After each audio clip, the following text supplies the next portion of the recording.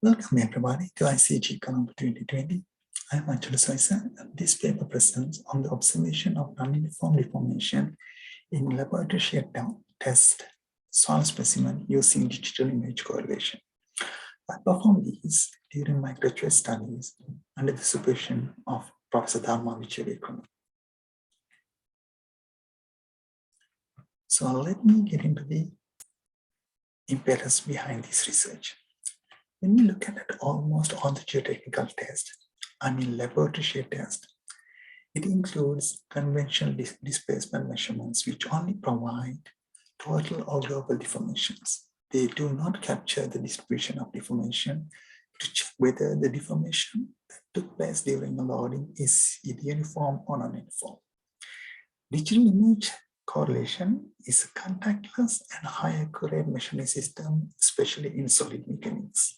But now it has been started to be used in geotechnical application as well. So why we use DIC in laboratory geotechnical test? The particular reason here is that validity of laboratory soil test depend on the assumption that these soil specimens are loaded and deformed uniformly. My tests include some of the layered soil specimens, which are not homogeneous or uniform. So I wanted to check how the displacement distribution occurs in triaxial test when I perform compression and extension test on those layered sand-silt specimens. So that gave the impetus behind this study. So if I were to introduce DIC to you in a very simple manner, it is simply comparing two or more digital images of deformed structure with respect to the initial reference image. You have to define the region of interest. So the program is identifying the pixels with the ROI and then trace the displacement of each pixels with respect to the reference subset. So to perform DIC here, I used a two-dimensional open source DIC program called ENCORE, developed at GIT.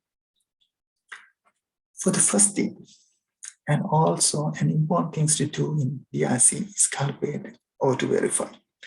So I used an image with pattern and then produced 3 stretch images, horizontal and vertical diagonal manner with non-displacement. I compare those displacement in pixels with the results obtained from the DIC. You can see that the balance here, for example, if I take the horizontal stretch image, I have a displacement of 74 pixels in horizontal. And similarly, I have very similar magnitude in the DIC results as well. However, one to be noted, in ideal world, I should not receive any vertical displacement, even though it is minor from the DIC displacement. But it happens, that's how the DIC results shown with corresponding to the measurements obtained from. However, DIC in geotechnical test application is not simple as this. It does come with a lot of challenges. If I listed few, is that all our test specimens in geotechnical application in the laboratory scales are cylindrical, which comes in a curved surface. So to accurate tracking of in and out of the plane in 3D needs multiple images coming from different angles, having different cameras.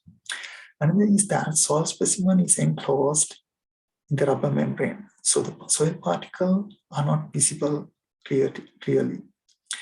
So what DIC captures is the tracking of the grid or the speckle on the rubber membrane when it deforms. One of the other challenges is due to the refraction. That is because we have water and confining chamber in the Triaxial test setup. To account for those, complex digital volume correlation needs to be done instead of simple two-dimensional digital image correlation. My intention here was to check whether the simple two-dimensional DIC can capture the displacement in a reasonable manner so I can qualitatively assess the uniformity of the displacement, especially when I'm testing a layered soil specimen.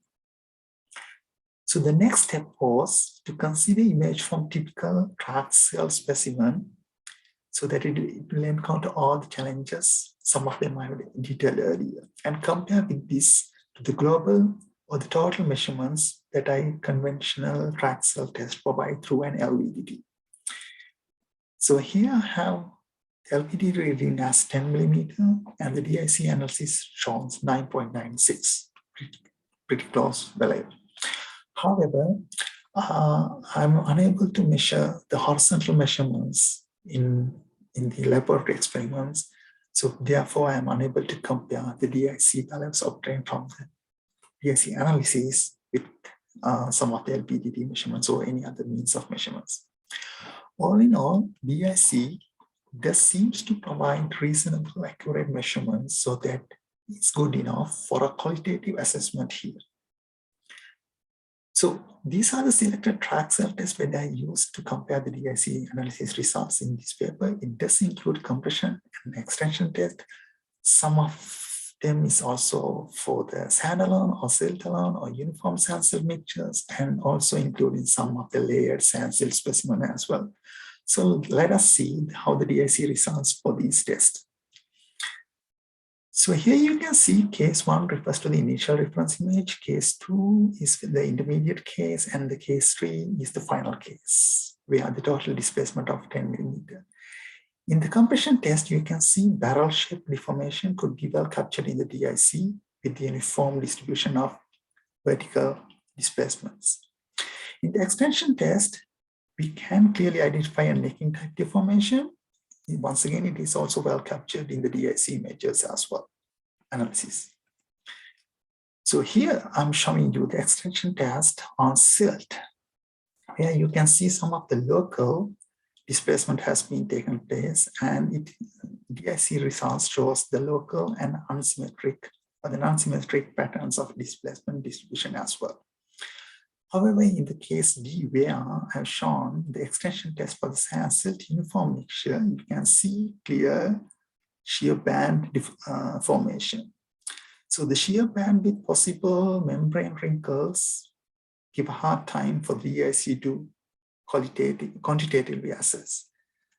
It can be used for a kind of a qualitative assessment, but there's some of the lacking part is to unable to trace the shear band. So here comes the layered specimens. We have the layered sand and silt layered specimen here, and sand, silt, and sand 3-layer specimens here. You can see the vertical displacement is kind of uniform, but horizontal displacement is not uniform, and it is not symmetric as well. So based on those DIC results, it provides that the layered specimens comparatively agrees with the uniform displacement distribution, but more or less it is less, it does provide less symmetricity as opposed to when it is compared with the uniform sand-alone or silt-alone specimens. So in order to conclude, simple two-dimensional DIC analysis could well capture the barrel and necking type of deformation, and no notable confined or local deformations were observed for the layered specimen. However, non-symmetricity in the radial displacement was visible in the DIC on the layered specimen. One thing to note here is that a simple two-dimensional DIC is not efficient. It is not capable of tracing shear band development with membrane wrinkles in triaxial soil specimen. So if we were to capture those things in a high accurate manner, if we were to perform quantitative assessment rather than a qualitative assessment, we may need to consider X-ray or micro-CT coupled DIC analysis or the digital volume correlations with high degree of quantitative assessments. That's the summary of conclusion.